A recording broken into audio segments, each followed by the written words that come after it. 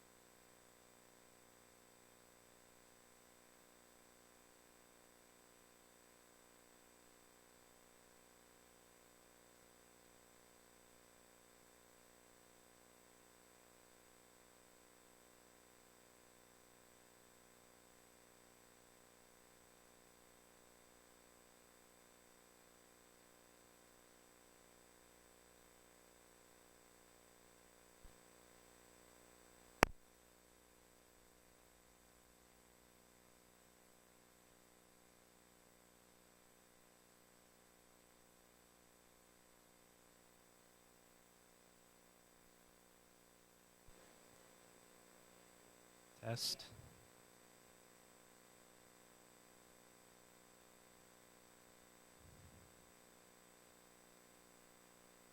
Test.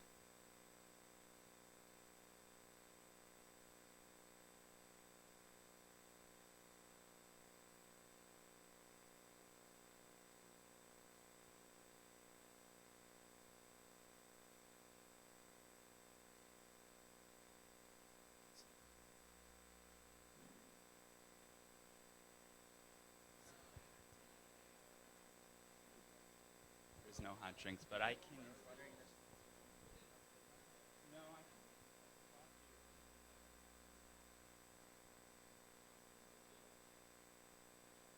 How about now?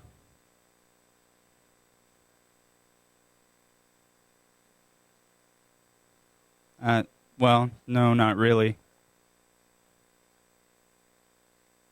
Can you hear me now?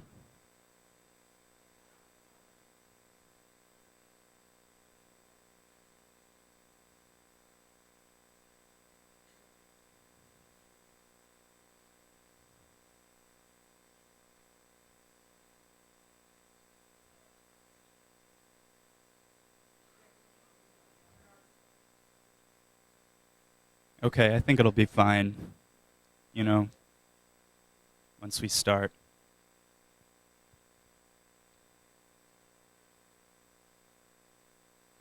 Good.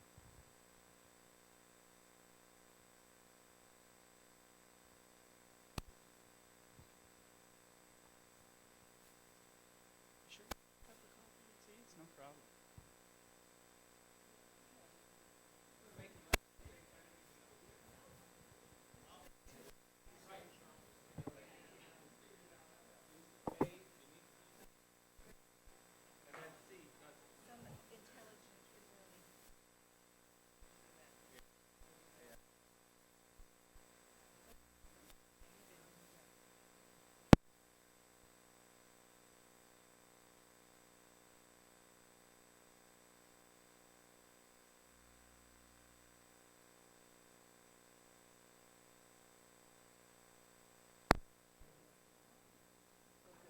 Okay. So this button right here to move Yeah. forward. Okay. Okay. Okay. If you want to shift in your seat to It's a page down or up? yeah, page down. Page down. Move forward. Thank you. Thank you very much. Great.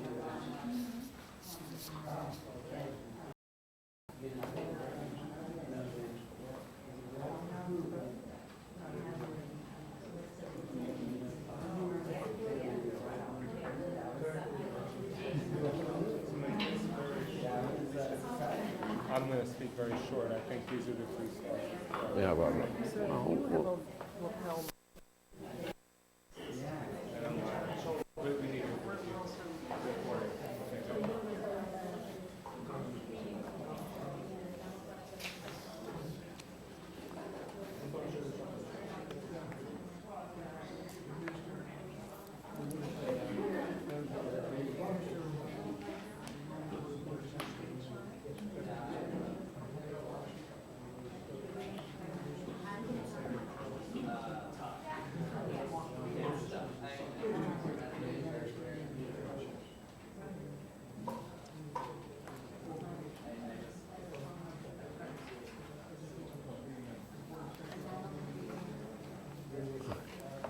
this is the.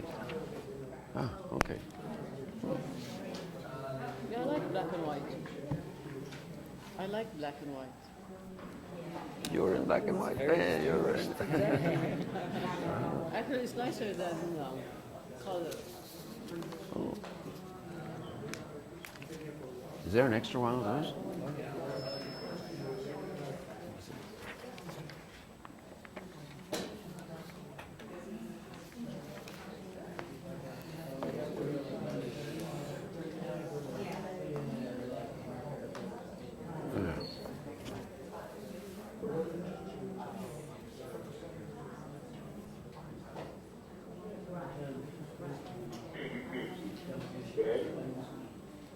Shall we? I guess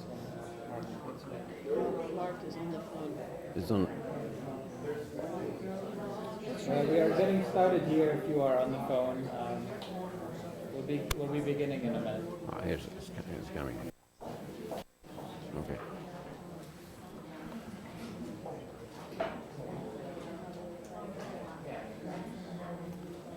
There's two states, Israel and Palestine, as parallel states. It should be.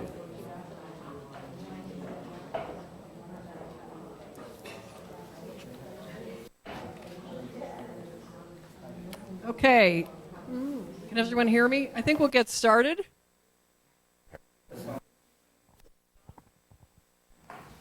Well, no, it's correct. Two states is correct. Two states is also correct. It's also correct. There's no fault in that one. No, but Okay, I think we'll get started. Good afternoon, everyone. For those of you whom I have not met, I'm Sarah Miles Williams, and I'm the Director of Communication at East West Institute. It is a huge pleasure to continue the Institute's New York Center Speaker Series today, and I want to welcome all of our distinguished guests today for coming and for those who have dialed in. The mission of the East West Institute is to reduce international conflict. We build trust where it's absent and facilitate dialogues that bridge divides and address seemingly intractable problems with new ideas.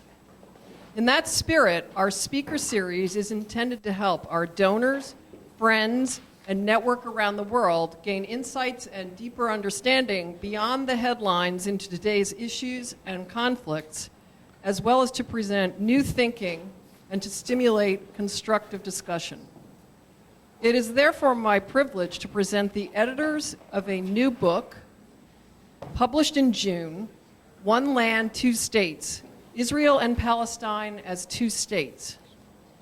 They are Mathias Mossberg, Mark Levine, who are the editors, and along with two of their fellow experts on Israel and Palestine, Dr. Dror Ze'evi and Hiba Husseini, who contributed essays to the book.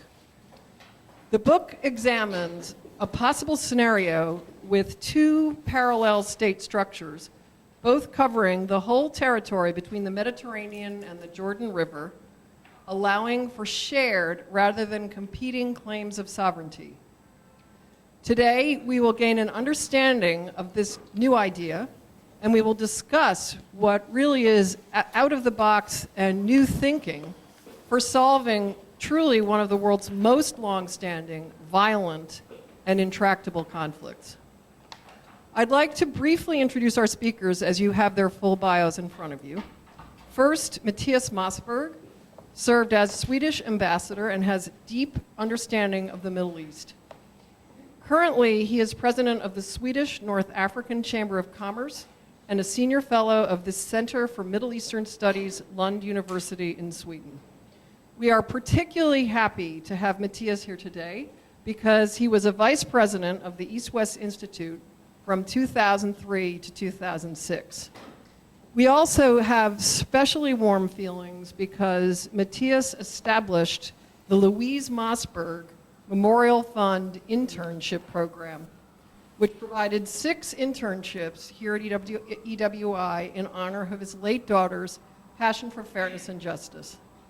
Also, it is particularly meaningful to welcome Mathias and his team today because, in fact, the origin of this team that will be speaking today and the process that they have gone through, which actually has resulted in these new ideas in this book, began here at EWI.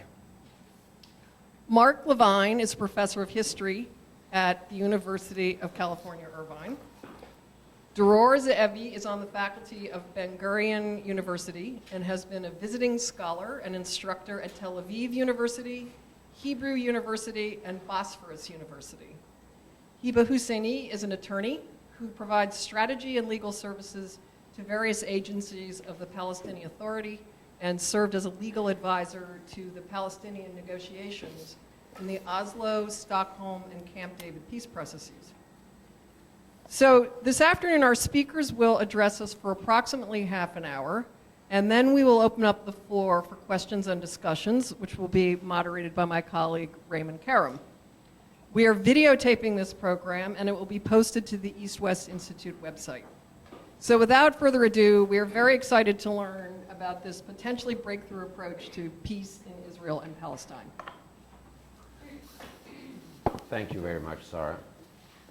Thank you to this kind and not only providing the forum today. It's actually these days about 10 years ago since John and I arranged a meeting in Liechtenstein with the help of one of the board members of the EWI to bring together some very prominent Israelis and Palestinians, some who are today in the Israeli cabinet and others who are prominent leaders on the Palestinian side. And that was actually the first spark which led to what we have in front of us today, namely the book, One Land, Two States, Israel and Palestine as Parallel States. Then already 10 years ago, it was clear to many of us that the peace process as we knew it was most likely, shall I say, not going to produce any results of any lasting character. That thinking was called for and that this thing had to be out of the box thinking. So we started to play around a little bit with the concepts, and we did that for a few years under the patronage of the East-West Institute, who had meetings in all kinds of places, in Rome, Jerusalem, Prague, Liechtenstein, Istanbul, and together with my colleagues here,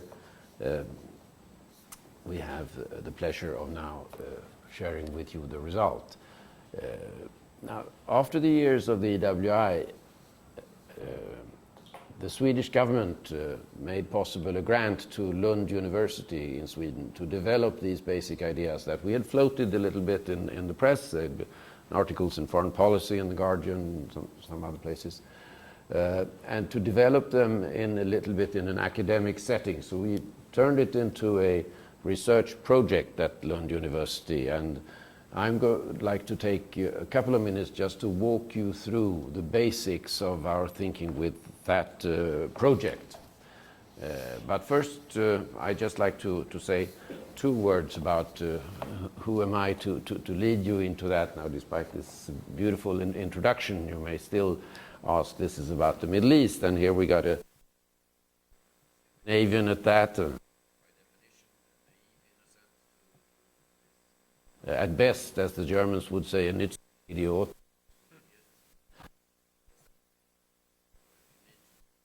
Thinking how to do it. But I have also a bit of a background in the peace process, going back to the time when, in the 80s, when Sweden did play a role in bringing together the United States and the PLO to open up a dialogue. And Sweden was, as you may or may not recall, instrumental in that, and I was personally involved in that and have been involved in various Track 2 exercises since that time. Back to the project. So this is a research at Lund University and the Center for Middle Eastern Studies at Lund University. A way to think outside the box in a situation where the peace process is deadlocked, and an attempt to introduce new ideas and reframe concepts beyond the one and two state structures. I've already said that it builds upon years of discussions and it seeks to cut the issues in a new and a different way. But I want to underline that we've always saw it as a research project, and this goes for now as well, and not a peace plan. About peace, you're into a completely different ballgame. Our task was to ask questions, not to provide answers, and to formulate some kind of intellectual provocation, if you like, an intellectual provocation to Israelis, to Palestinians, to the concept of sovereignty, state, international.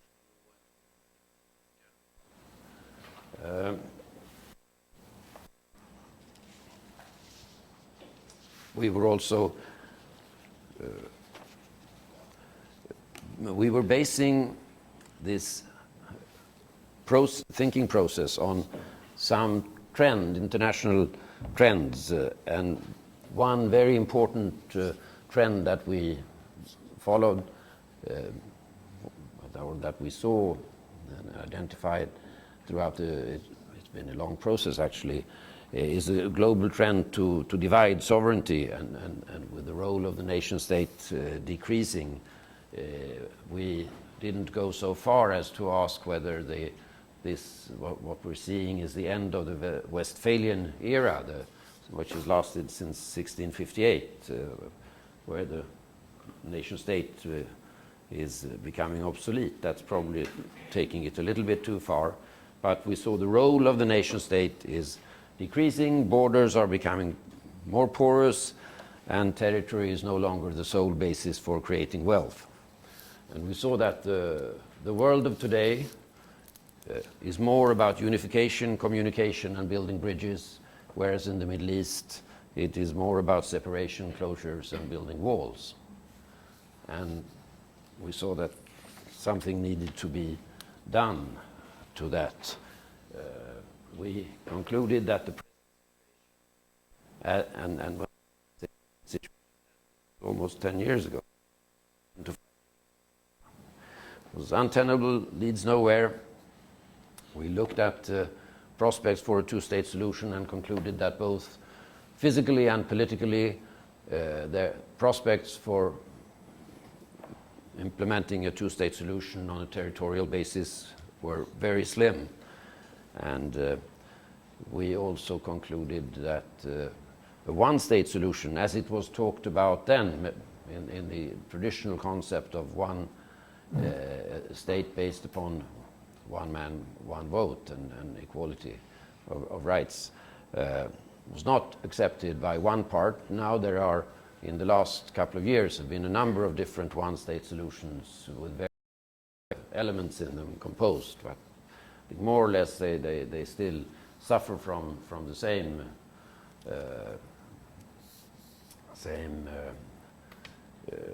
lack of prospects to be generally accepted.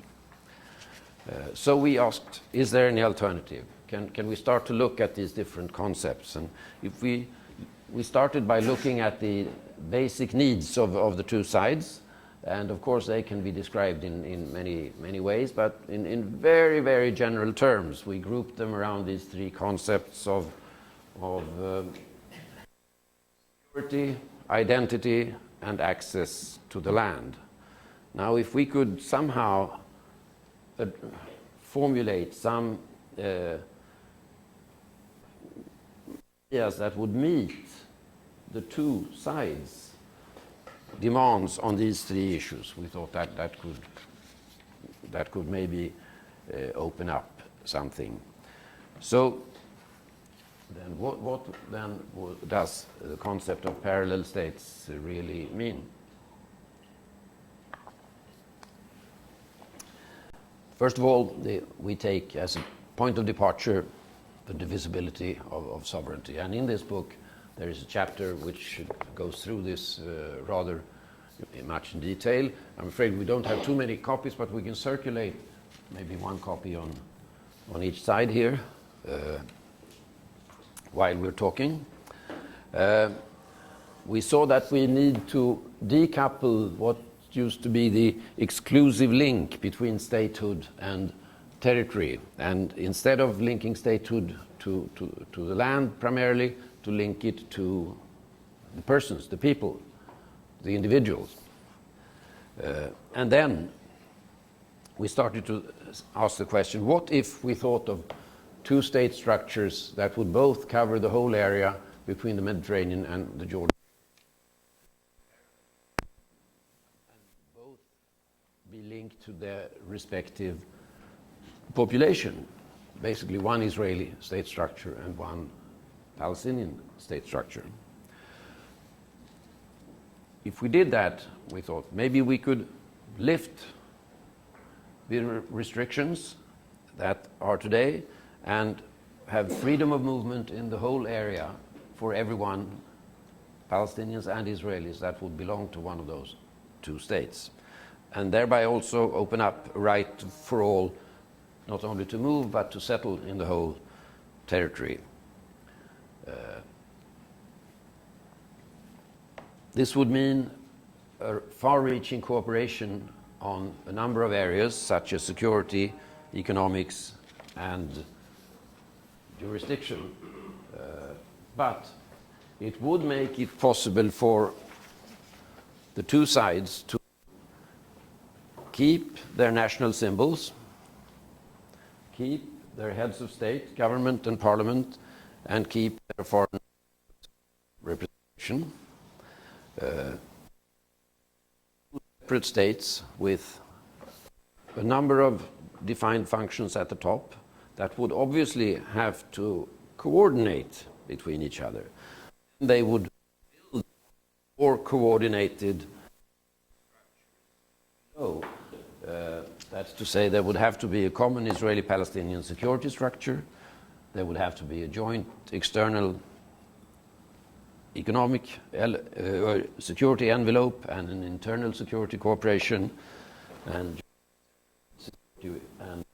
so this is dwelt with somewhat in detail in two long chapters in this book, one written by two Israelis and one by two Palestinian experts.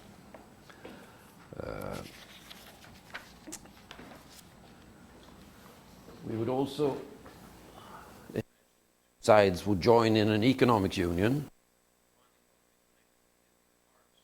of the economies that we have today. Today we have a number of rather separate economies. You have the Israeli economy, you have one Palestinian economy among the Israeli Arabs, you have one economy in Gaza, you have one economy on the West Bank, and several nodes to a rather complicated system. It would require a reduced economic imbalance, possibly a customs union, maybe at a later stage, and a joint labor market. We also looked at the legal side and sketched on a legal system that would be integrated, harmonized, and based on, to some extent, on parallel jurisdiction. That's to say, two jurisdictions existing side by side. Now, that sounds revolutionary, but it's actually nothing new in history. We have seen it throughout the Middle Ages in various places. We have seen it actually in some places today, and to a certain extent you can say that there is such a system even in Israel today, with the Sharia courts existing in parallel with the Israeli legal system. Now, what would be opportunities with this? First of all, that you would have, of course, you can maintain the national identities, and you would have two states. You would establish a Palestinian state, but you would also open up for a Jewish state, which could be at the same time both Jewish and democratic. It would build upon free movement and also address in a different way, both on the one hand the right of return and on the other hand the right to settle. So it would be in a way to deal with the settlement issues.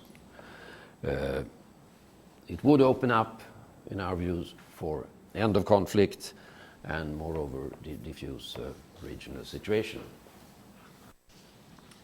Challenges, of course there are many. It's a long shot. It requires an enormous amount of confidence and a will to live together. To that you can say, of course, that any solution on such a small area that to be lasting will require an enormous amount of confidence.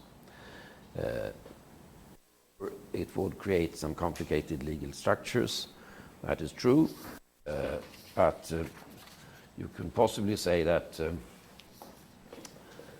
if we would take all the energy and resources that were spent over the last 30 years, including in numerous meetings like this, on ways to divide and avoid to divide the land, and instead devote the same amount of energy and resources on ways to share the land, we think that would go a long way towards at least sketching alternatives. I would conclude by underlining that we do not regard this as presenting in any way any ready-made solutions. Our main objective is to throw in some new thinking in a situation of deadlock, and if we can provoke somebody somewhere to some new thinking along some of these lines or other lines, we think it was worth the trouble. And with this, I would like to thank you again and to hand over to Mark Levine, Professor, University of California, Irvine, and Thank you. co-editor.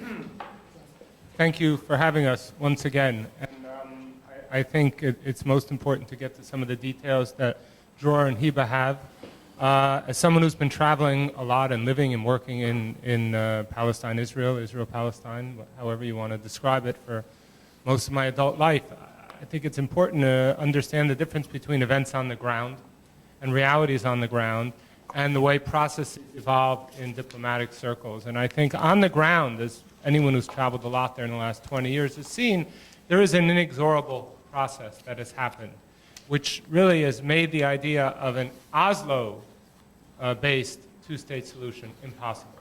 Now, in reality, I would remind people who may know the history of the conflict that already in 1987, Meron Ben-Benisti, someone many of you might know, wrote in perhaps the single most important document about the West Bank ever written, the West Bank Database Project, concluded on the last page by saying the West Bank is already too integrated into Israel ever to separate. This was in 1987 when there was a few dozen settlements and well under 100,000 settlers. And he may have been overstating the case then, although he swears he wasn't when I've spoken to him. And certainly, if it was overstated or predictive then, it's certainly come to be true now. What we think this is, and while it's certainly a provocation, I think we wouldn't have spent 10 years doing this, some of us, or 6 or 5 years, if we thought this was merely worth an afternoon's discussion.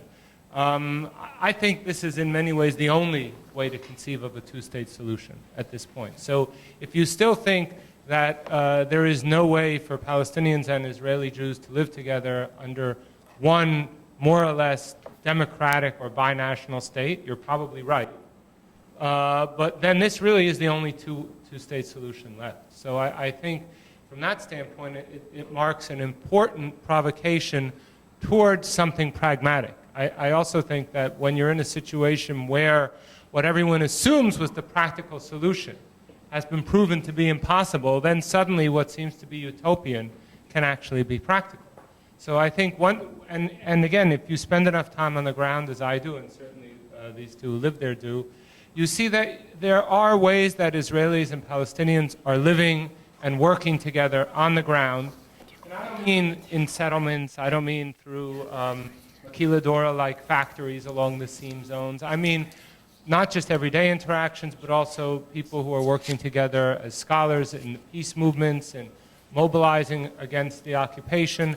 They are creating the kinds of new communities that would form the basis of this kind of parallel states arrangement. So I think that while this is a provocation, and we're not here in any way to put forth a quote-unquote plan, because we know what happens to most plans that get put forth in Israel-Palestine, it is something that we believe has a lot of weight. And in the book, we've spent years really developing security issues, issues related to how you can share sovereignty, how people can live in different places, why security can actually be better protected when you're both responsible for the land together. And perhaps I would just augment something from the PowerPoint, which is that the economic aspects. We have chapters by leading Israeli and Palestinian economists looking at precisely how, in a shared political sovereignty situation or parallel political sovereignty, you can actually have the kind of economic development that was foreclosed by Oslo. I just would conclude, I think, by saying it's important for those of us who are interested in this process but have not really read through the agreements to take the time to read through these agreements. I wrote a book in 2009 called Impossible Peace exactly about Oslo. And one of the reasons I believed it was always impossible, it was never going to bear fruit, was precisely because the way the language was crafted of Oslo really made it impossible under the existing balance of power between the two sides and the international balance of forces related to the two sides for it to fulfill its quite noble aims. And of course, if Oslo could have worked, that would be lovely. That would have been lovely, and we could be talking about some other place that needs the world's attention. But the very structure of the agreements, the language in which they were framed, the expectations that were had of both sides or that weren't had, really made its fulfillment impossible. And what I believe, and I'm speaking for myself here, but I hope I speak for my colleagues, what I believe is important about our contribution is it shows that you can think outside the box. And I think if we know anything now with the latest violence, you know, the language that the Obama administration has been reduced to talking about from Minister Netanyahu, and you know, just the low ebb in so many ways of these relationships, if there's anything we see is that the only way forward is to think outside the box. So this is a provocation that is outside the box, but it is one that can work. That there is very little in the particulars of this proposal that have not actually existed in some form, not just in diplomatic history going to the Middle Ages, but much more closer to the present day. So I hope you'll have an open mind about that, and also consider this not just from the point of view of high diplomacy, how someone who's, especially people who might be still very invested in Oslo and very averse to thinking outside the box for institutional and other reasons, but how people on the ground might understand this. Because as someone, just in March, I basically went throughout the West Bank from the north, from Jenin to the Hebron Hills, and not long before that I was in Gaza, and of course whenever I'm there I'm in Israel. And when you talk to people on the ground and you explain what this means, that wait a minute, settlers can stay. Oh, Palestinians can return, fully return, but it doesn't end the Jewish state. Jerusalem can be shared, but it's the capital of both sides. You can actually have a free market. And security is actually finally not just a more powerful group subcontracting to an occupied paramilitary force, but two peoples fully invested. When you start talking to people in those terms and what the real world implications are, suddenly people's eyes light up just a little bit, and they think, well, maybe this is actually possible. So I hope you'll consider our colleagues' discussions here in that frame, and if you're interested, please order the book, and if you have trouble, let us know. We'll be happy to make sure you can get one. And thank you for your time, and I'll pass it over to Dror. Thank you.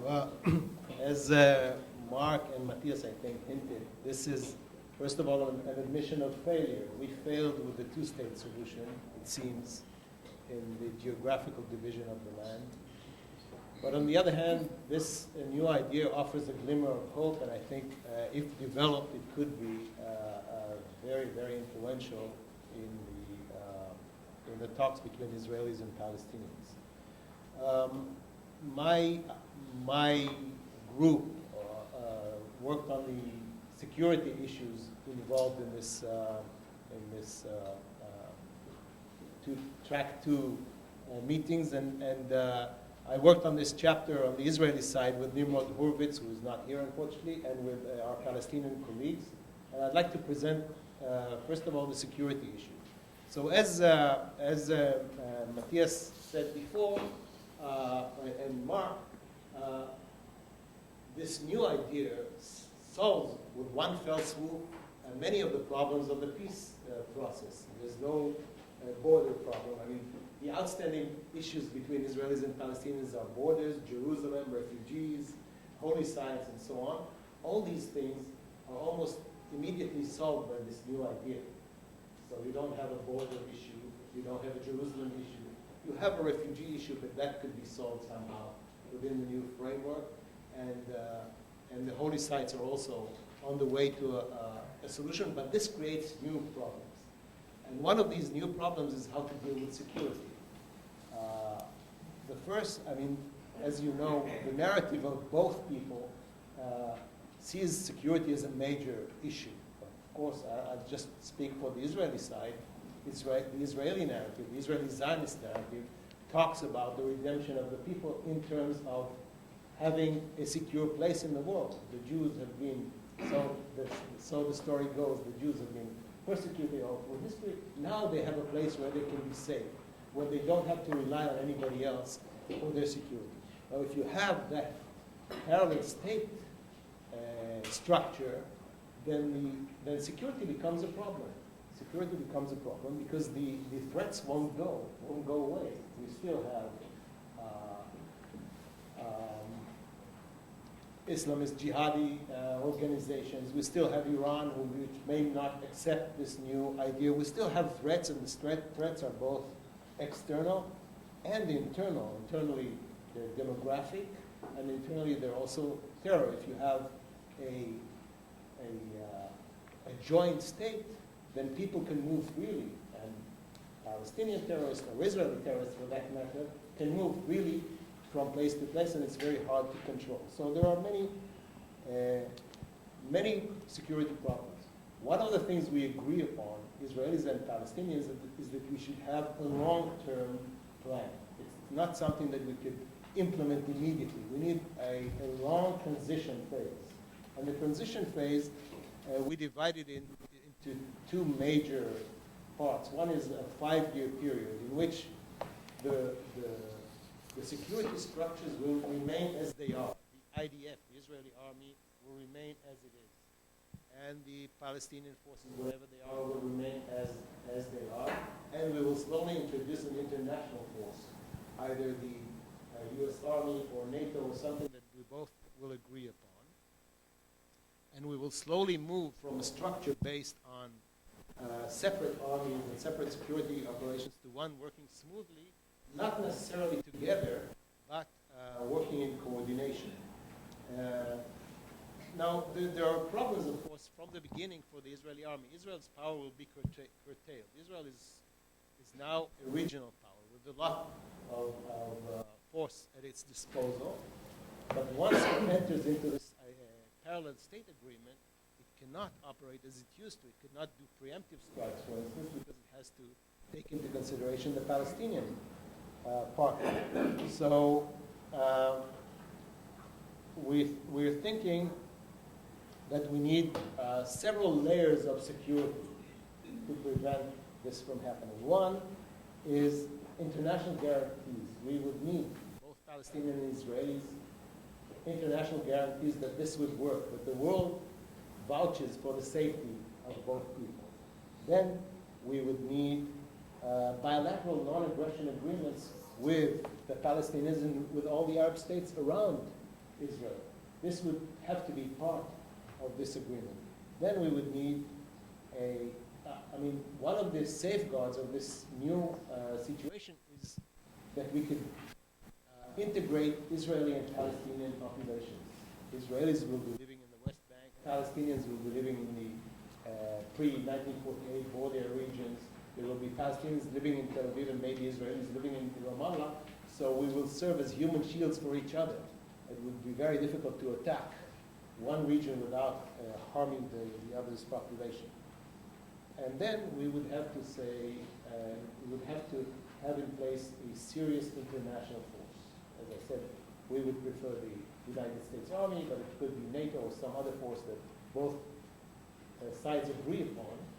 And this force, this military force, would be the first to respond to any external threat. We would insist, the Israelis would insist that forever we would have an Israeli army. If worst comes to worst, if there's nothing else that can protect us, we would insist on having our own army. But this army could be stationed somewhere in the Negev desert, training, getting ready, but not used until there's no other option. We think that the Palestinians should also have a military force. This is part of our recommendations, but we think that this force should be mostly defensive and not offensive, because the main threat to the Palestinians is from the Israeli side, so they should have a defensive force. One of the issues that we think might present a problem is intelligence.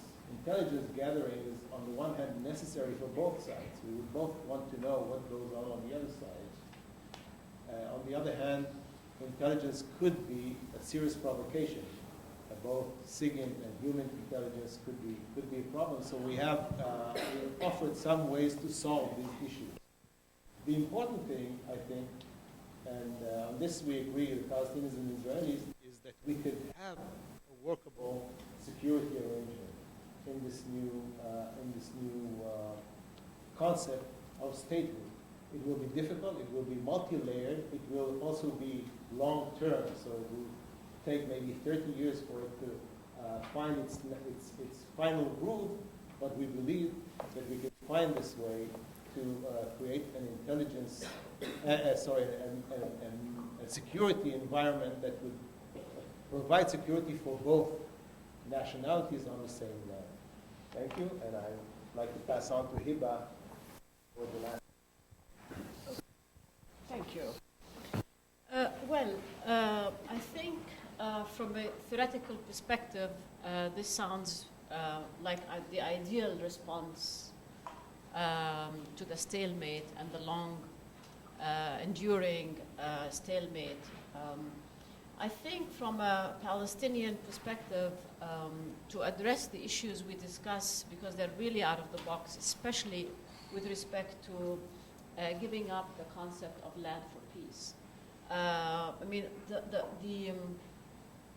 I'll explain also all the benefits, and I think that's what makes it plausible as a solution, or a proposal rather. But I think the major challenge, if we take it from the theoretical to the practical, is how much we have to rethink Palestinian thinking, a long-standing approach to the territorial issue. Because on the one hand, we will get more land under the proposal, because there's more land available. However, it means that the land is going to be shared. So it will require a lot of detail to take us from the current thinking to a new level of thinking, whereby we would have two states, because that's the ultimate benefit, is two states. But we would have to give up again the territory. What does that mean? It means that we have come a long way over the years in our conflict to accepting the 67 borders. And all of a sudden, we are being faced with new thinking. Well, give it all up and share it. So this is going to be a formidable challenge. Notwithstanding that, I think I was attracted personally to this project because I think it works. It would work if one were really to take it to that level and start thinking about it, given the stalemate and given the fact that so far, and although I worked on Oslo, was involved in Oslo, and I believe in Oslo, it has not worked. It hasn't delivered the two states. It hasn't delivered us from occupation. It hasn't delivered freedom. It didn't give us the freedoms, the dignities that we have long been looking for. So this proposal and this project, from a Palestinian perspective, would, for us, if it were to be developed, and I think the challenges to develop it, I think Mathias presented very few of those challenges. The challenges are going to be enormous. However, I think it does present a fresh way of thinking and a good approach to having the two states, because it will end conflict for us, it would end the occupation for us, it will restore our dignity, it will give us identity, it will restore our identity, both as the Arab Israelis who are in 48, and then the Palestinians, obviously. It would, in the West Bank, Gaza, and East Jerusalem. Today, there is a very big divide between Gazans, West Bankers, and East Jerusalemites, and the divide is growing. And therefore, Oslo has contributed to this divide, unintentionally, of course. So a parallel state would restore the dignity, the cohesion, the national Palestinian cohesion. It would address our issues at the human rights level. Obviously, our issues when we approach a new project like this one differ considerably from the Israelis. Israelis immediately come up with security. It's not that security is not important for us, it's equally important, but we still are at a more fundamental level in terms of our identity, in terms of our issues, and so forth and so on. So for us, we're still struggling with the national identity in terms of Arab Israelis, in terms of Palestinians in the West Bank, Gaza, East Jerusalem area. So the restoration of our human rights is very important for us. Equality is very important.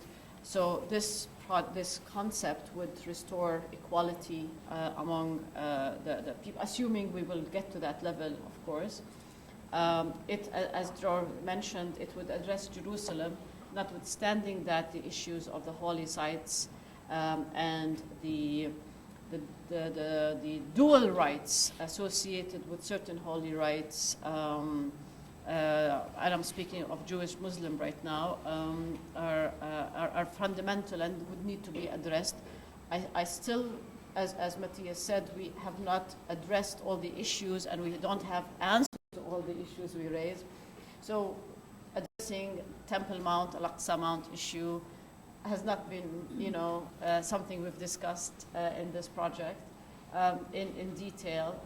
So that would have to be addressed, and it remains to be, in my opinion, more complex than the refugee issue. The refugee issue is a population demographic issue. Once you deal with security, I think that issue would be more easily addressed than the religious rights and the historic rights to the Temple Mount Al-Aqsa. So those are the kinds of things that would have to continue to be addressed from Palestinian perspective. Of course, we get to gain on the borders issue, customs envelope, if we have one, assuming we have a better approach, obviously, in terms of the trade relations, in terms of the national issues related to labor, so forth and so on.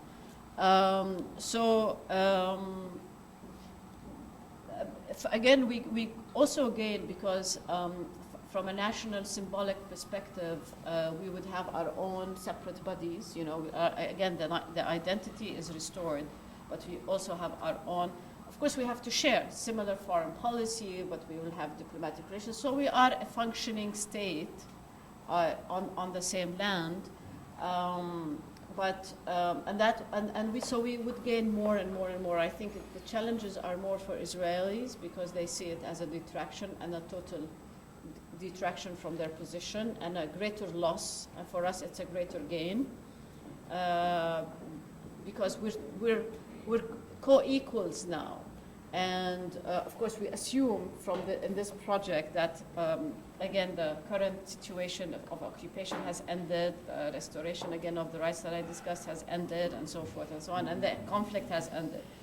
So with all of these assumptions that we make would have to become reality, and then we are co-equals, and then we start sharing borders, we start sharing trade, we start sharing holy sites, to say the least. So I think, without further ado, because the issues really have been discussed, and I won't get into the theoretical because I think Mathias did that, we can find common grounds on a fresh approach like this one.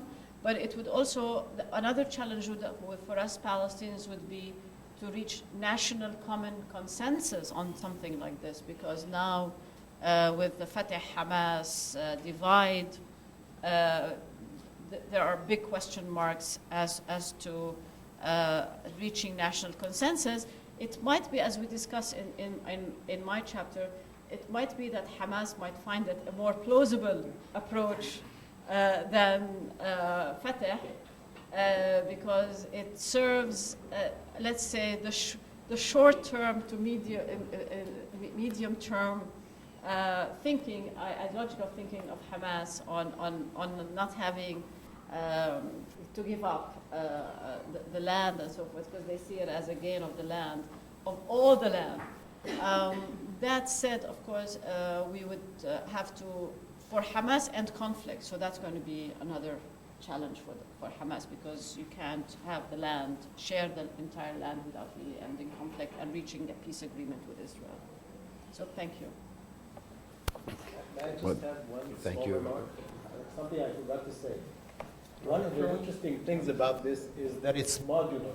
Even in its purest form, we have core areas for Israelis and for Palestinians. For instance, for the army, or some areas where you still have pure Israeli or Palestinian sovereignty. Now, these areas could be small or big. So basically, it's a modular solution. It's not a plan. It's not a program, but it's a solution that you could use. Even if you have a geographical two-state separation, you could still have a very wide strip of land where you have this joint sovereignty. And I think that's one of the issues about this idea that could resonate in the political process. If I could just say, add to that, I think this is not just about Palestine and Israel, right? I mean, if you look at the eastern Ukraine right now, if you look at some other territorial conflict zones where there seem to be zero-sum situations, which can only be resolved through force, because what you're competing for is territory, and because people's conception of what it would mean to be sovereign and to recognize their national rights is exclusive control of territory. If you remove the nexus between the individual, the state, and territory, which is the basis of Westphalian sovereignty, as Mathias said, and you can have a nexus of a more unmediated relationship between the individual and her or his state, suddenly the territory can be shared without infringing on those most basic rights. So, you know, even if this is something that's farther off in Israel-Palestine, it has applicability in many territorial conflict zones. So we certainly think this is something that can be looked at in many ways. And I would just to second something that Hiba said, you know, the Palestinian national cohesion, which has been so threatened by the occupation, it is in some way ironic to think about it being heightened or finally enabled by giving up the idea of a territorial claim. But that's really at the heart of what we're talking about in a 21st century vision of nationalism in the context of globalization, where we see human security so threatened by massive global problems. This is not so far-fetched. And again, within the context of an equal economic dynamic, a set of economic relations, and one where the people really are partners, this becomes in my mind, actually a viable idea that now needs a lot more work to fill out the details. Well, thank you very much, and Hiba, for this. Madam Chairman, I think we have given you, we hope, something to think about. We know that it's not quite easy from the beginning to get your hands around these concepts. It took us some 10 years or something to get to where we are, and we also know that there is certainly no quick fix in this very long conflict. But we hope that we've at least provided some ideas for discussion. Thank you. Thank you all, distinguished speakers, and I think we've all had a lot to think about, and these truly are out-of-the-box ideas. And I know we have a wonderful audience here of very distinguished people who will want to comment, and I'm sure we'll have a great discussion. So I would like to turn it now over to Raymond Karam, who will moderate. And we'll pass this microphone around for each speaker. And when you speak, can you please identify yourself?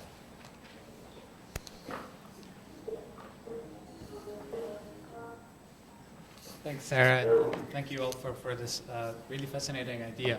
I like it not only because it's out-of-the-box thinking, but also because it challenges our concept of nation-state, of security, of identity, things that are not only important to everyone on contemporary Earth who lives on this planet, but extremely important to people in Israel and Palestine. I know we have a very distinguished audience, and I want to open it up to them, but before, I'd like to be as controversial as you were, and maybe throw something out there for response. There's extreme imbalance right now, between the two people, between the Palestinian Authority and between the Israeli state, in terms of economy, security, institution-wise. One could argue, and this is the point that I want to throw out to you, is the situation that we have today in Jerusalem could be a result of the proposal that you are putting forward right now, if these imbalances are not addressed. Where we can see, an extension of the occupation to not only, the West Bank or some areas of it, but to all of it, and we'll live in this state where weaker institutions, weaker people are being governed by the stronger one, just because this is how it is now.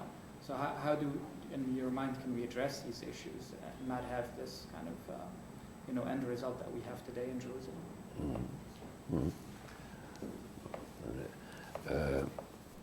Obviously, when we think about the applicability of these ideas,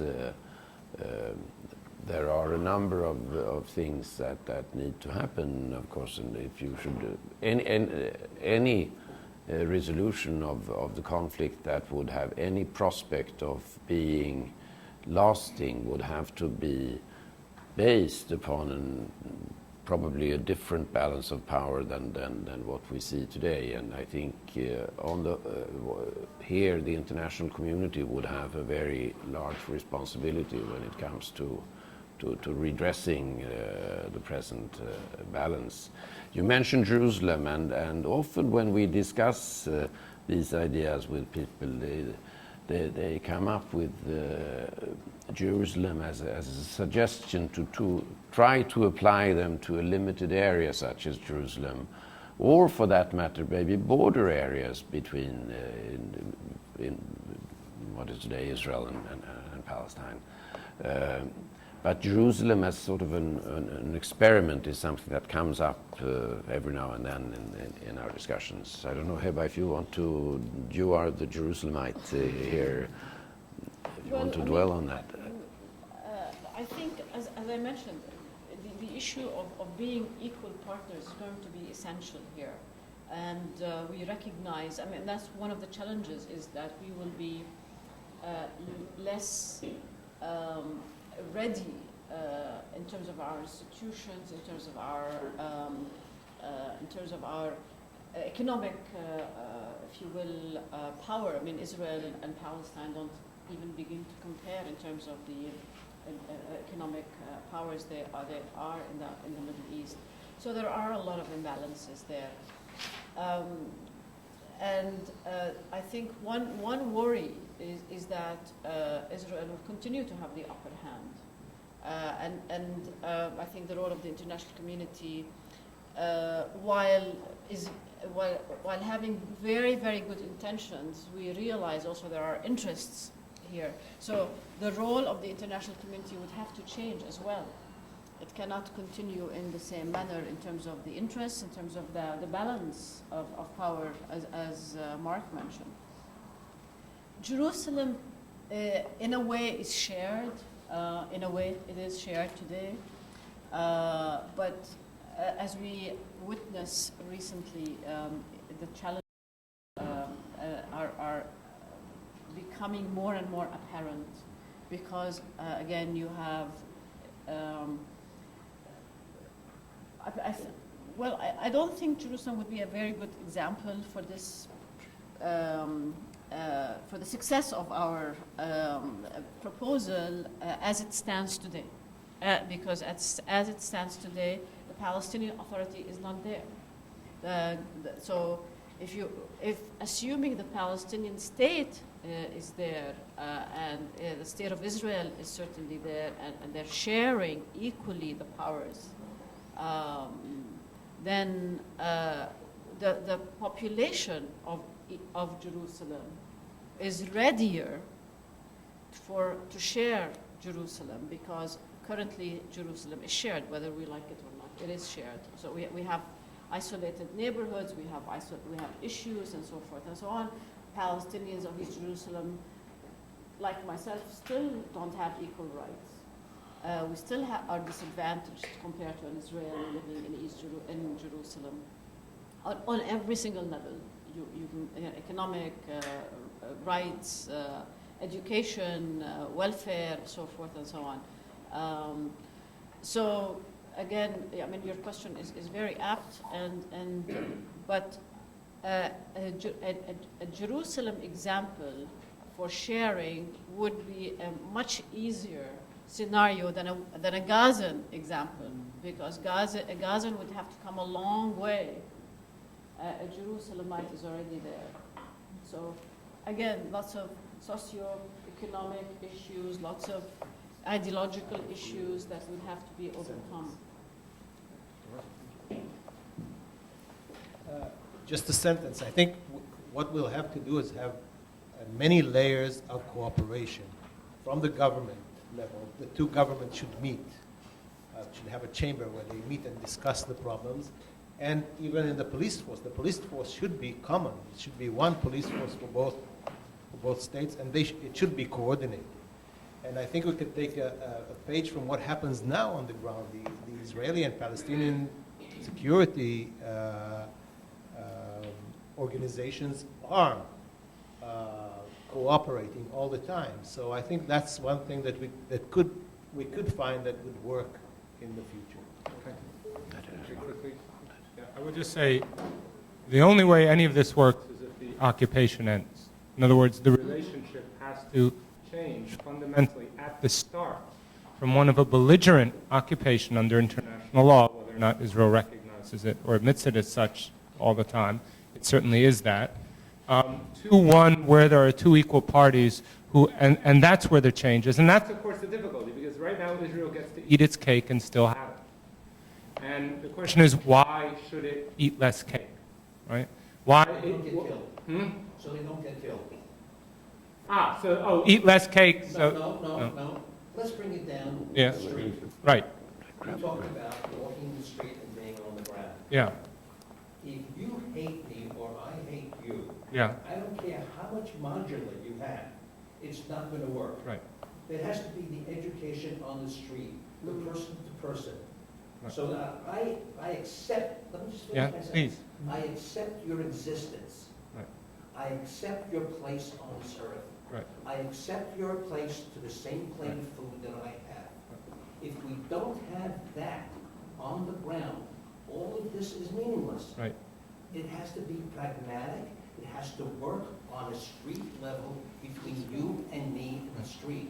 So this conversation is lovely. I'm enjoying it. I'm listening to it. my area, if there's any expertise that I have, is in security.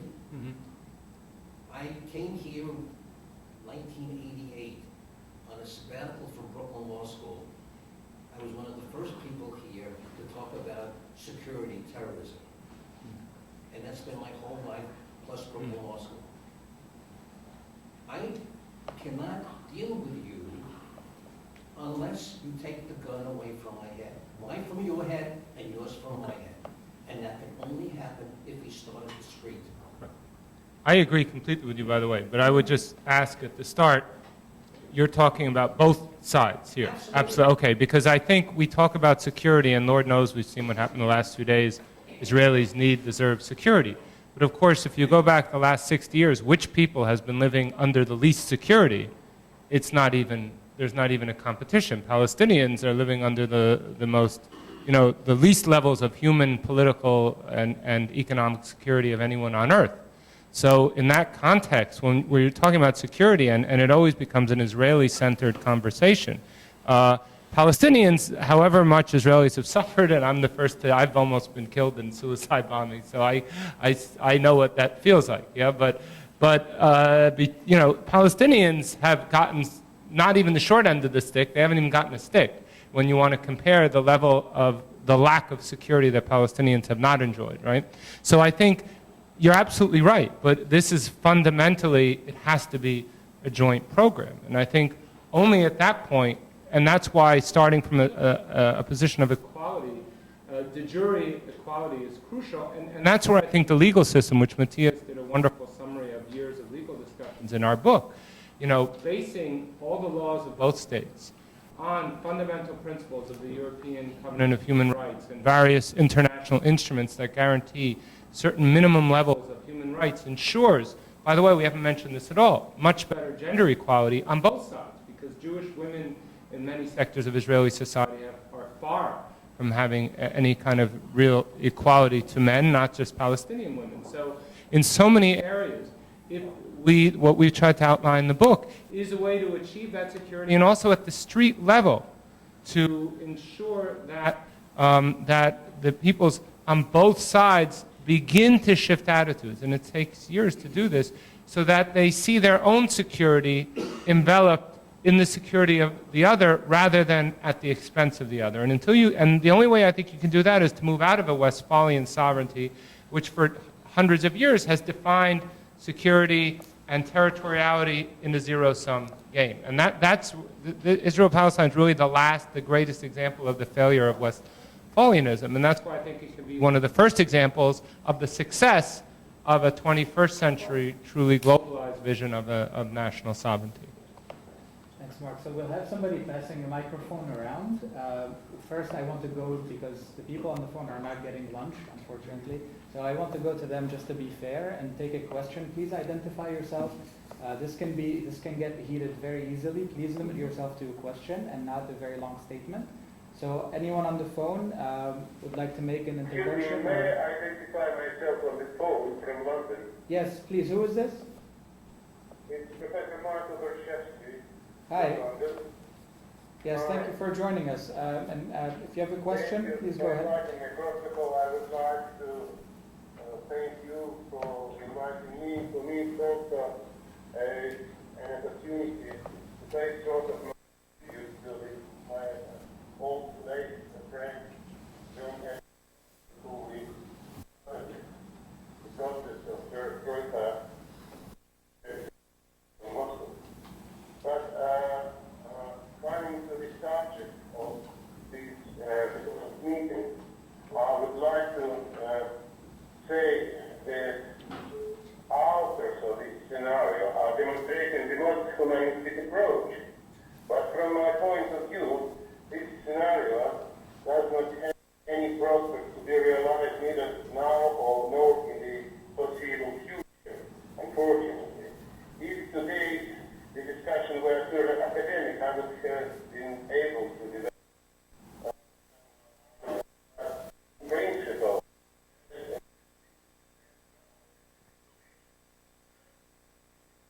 This proposed solution seems to be utopia. For me personally, I'm rather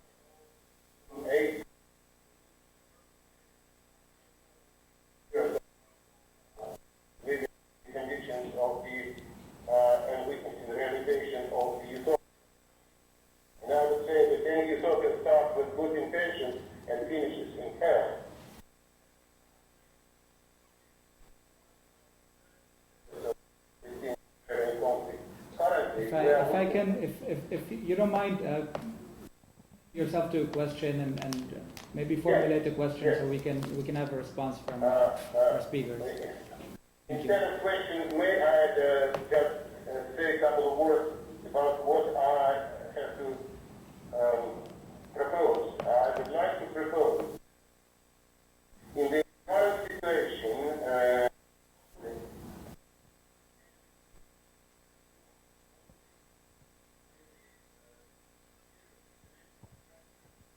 By both sides. Unfortunately, current international organization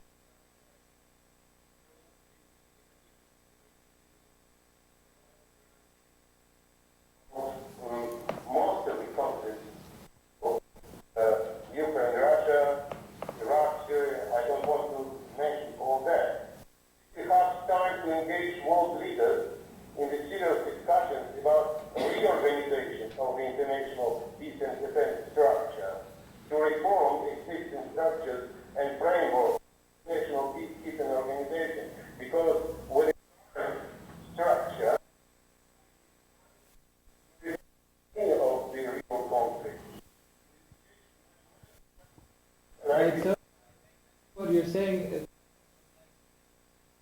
maybe you're asking if this, what they're proposing, requires of state structure at board level. So I think I'll take it there and maybe open it up to others who have questions in here. I'm sorry, but the last of what I would like to say, because you are trying to limit me, there. Unfortunately, yeah, we're just limited on time, so I'd just like to open it up to others at this point.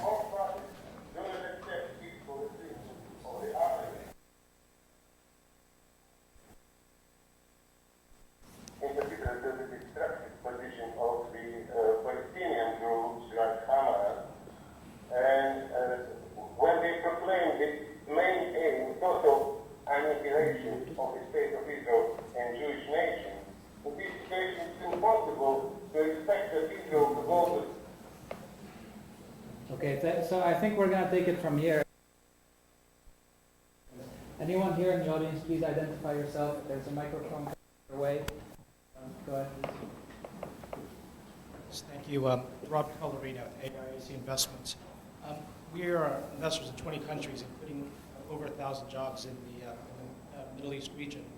My question is more towards Ambassador Mossberg as to, just given your experience in neutrality, what more could be done to engage, I think, the business community towards this dialogue? Because I think, to Mark's point about Ukraine, I think economic sanctions actually have been somewhat impactful to the Russian effort, but I'd be curious as to the economic side and Ambassador Mossberg's comments on that.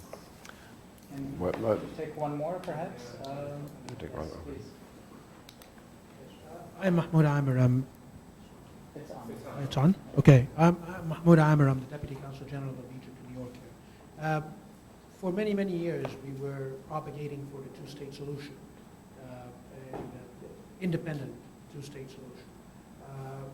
How can we sell such a new architecture to the international community to let them buy into it and change the international thinking if we can't reach the two-state solution, which is, we've been working on it not since Oslo, before Oslo. And we haven't reached, we gone nowhere. We did nothing. I mean, we're still in the same position as we are for 60 years. It's an intractable situation. And we entered the 21st century, and the Palestinian people are still living under, as Mark was saying, under treacherous conditions, to say the least. How can, I mean, if it's a two-state solution with two independent states is not viable, how can we feel that this could happen, that they could share something now or in the future? Thank you very much. Very good questions, both of them. Now, I'll start with the latter. I think that maybe part of the reason why we haven't been able to sell the two-state solution based upon a territorial division is that this is maybe too hard to sell to any of the parties because of its construction and because of present realities that make it less and less realistic to implement.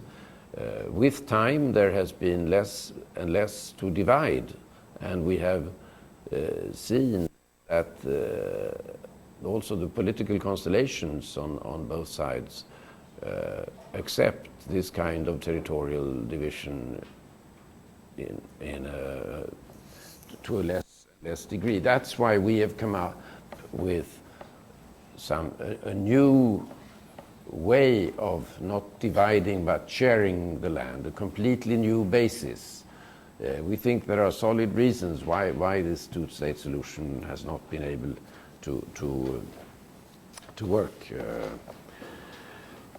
Second question about the economic side of this.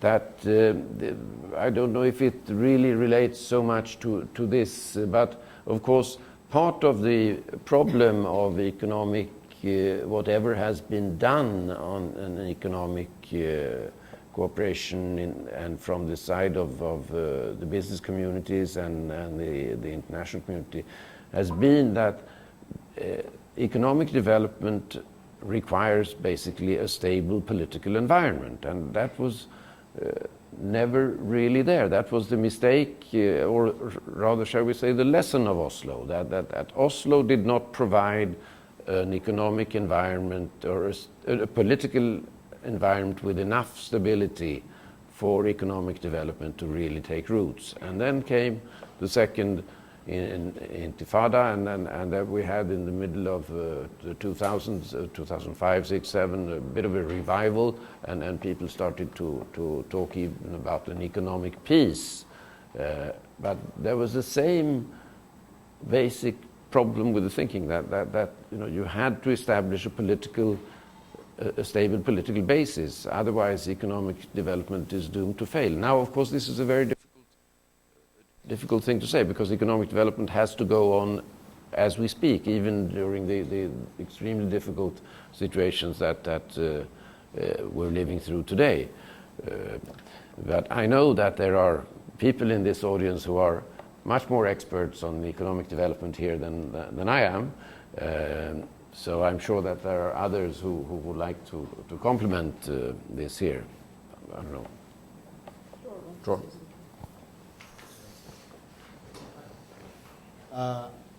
First of all, I have to agree with the gentleman on the phone that this idea is purely academic right now. The Israeli government will not adopt it, and I don't think the Palestinians are ready to seriously talk about it. But since we're in such a terrible stalemate, and we have been for a long time, I think it's almost incumbent upon us. We have to find new ideas, and I think this kind of idea could somehow inject the peace process with some new fire, with some new fuel to go on.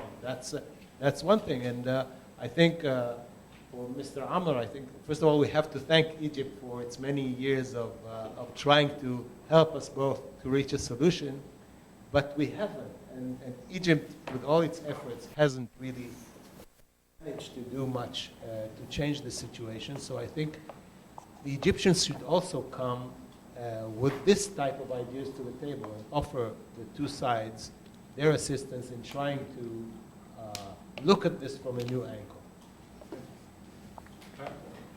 Again, if you look at, there was an op-ed on November 5th in the New York Times by Naftali Bennett, who is the Minister of Economy, now he said basically, was the head of the National Home Party, who said, we should basically annex the West Bank, give the Palestinians there some levels of citizenship, which with good behavior would improve over time.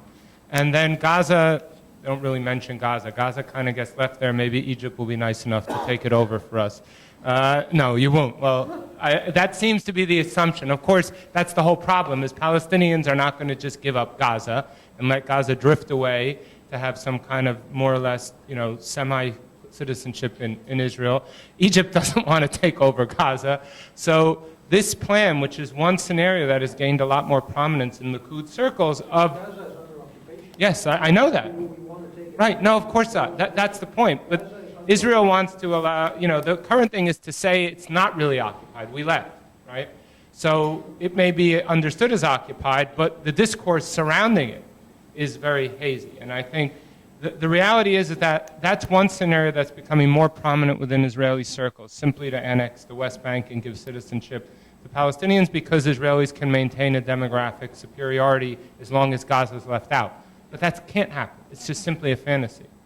The second alternative is for basically the status quo to continue for for the foreseeable future. But we see how all of a sudden things happen like ISIL. Out of nowhere, within 6 months, you have a radical game changer that makes the security situation much worse. So I think to assume that Israel can just manage the occupation for another decade without a dramatic change in its security environment is a risky proposition. The third is a one-state solution or a binational solution, which most Israeli Jews will not accept.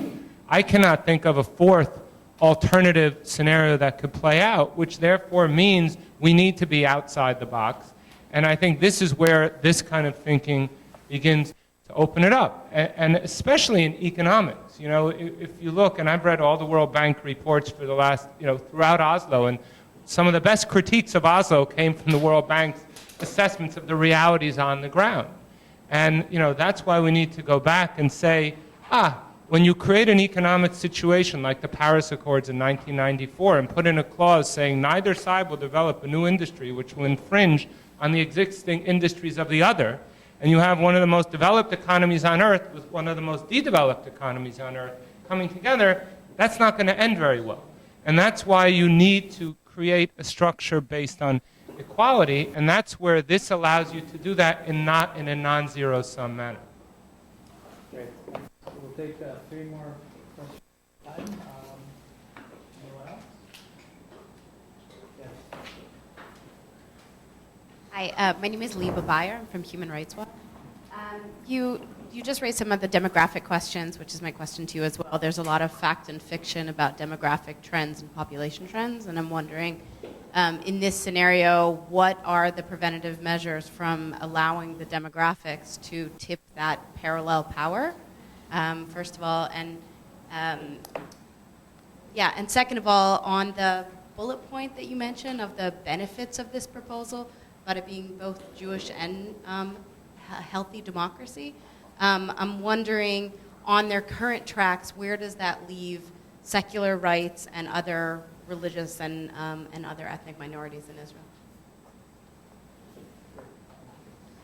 Anyone else?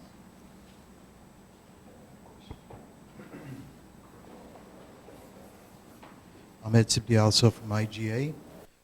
My question is to Mathias. Your Prime Minister came out right after he was elected and stated he supported the Palestinian there, and I'd like to know your position because nobody has really talked about it. I saw him yesterday. Nobody asked the question. So I ask you the question from being a Swede here, and maybe you can give some insight there. Okay. Thank you. Can answer these 2 questions.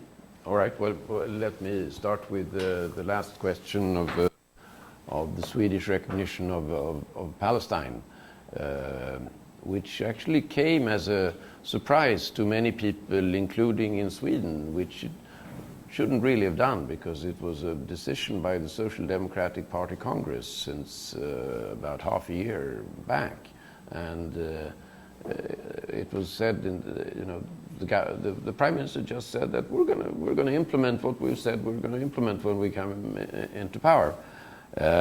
Then immediately we had a domestic discussion in Sweden because this is an internal policy issue in Sweden as well, and particularly the foreign minister was attacked by it. Her first comment to it was very sharp. She was asked whether this wasn't too soon, and then she immediately said, no, I think it was too late. We should have done it a long time ago. Mm-hmm. There were many who said in the debate in Sweden that, well, this is a useless thing, it doesn't matter what Sweden does, and all this sort of thing. Well, we've seen that there's been quite a debate in the British Parliament about it, and a resolution of the British Parliament. There has been a similar French Parliament, and now lately, 2 days ago, in the Spanish Parliament. There there are also others who are discussing the issue. It's an issue that I think in a way has put a lot of spotlight on Sweden again. Sweden was a little bit in the spotlight 20 years ago, and there's those people who are now in the government. I know that many of them are sort of very close to the line that was at that time the Swedish policy, the line dating back to Olof Palme and our then Foreign Minister Sten Andersson. So that just to say a few words about that particular position. On the demographic issue, I think we tend to regard it this way, that the fact that you separate and have one Jewish state and one Palestinian state on the same territory makes the demographic issue in a way moot, because if the democratic proportions change the way they do, they would not necessarily change within the state of Israel that much as they would do in the state of Israel today. If you have a great influx of Palestinians, it would increase the number of Palestinians, but that would not create a different basis in Israel. Israel would still be more unaffected by that than it would be under the present system. I don't know if anyone else wanted to add on that particular issue. No. Yeah. Of the state. You asked about Jewishness and democracy. For most Jews in Israel, being Jewish is being part of a nation, not necessarily a religion. So defining Israel as a Jewish state for most of us, not for all of us, but for most of us, would mean that this is a state for the nation of Jews, like there is a state for the nation of the French or the Spaniards. So in that sense, I think that it could be Jewish and still recognize the rights of seculars and be a secular state itself, I hope.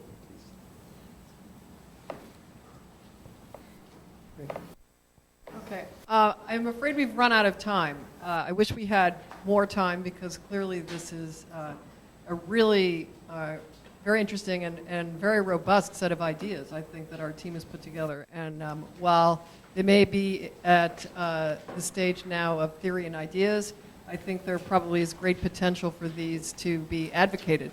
And so it would be great to offline have a discussion about that, as to how we can take these forward and start to get them in front of people who can help to make it a reality. So thank you to all of our speakers for coming today and sharing their book.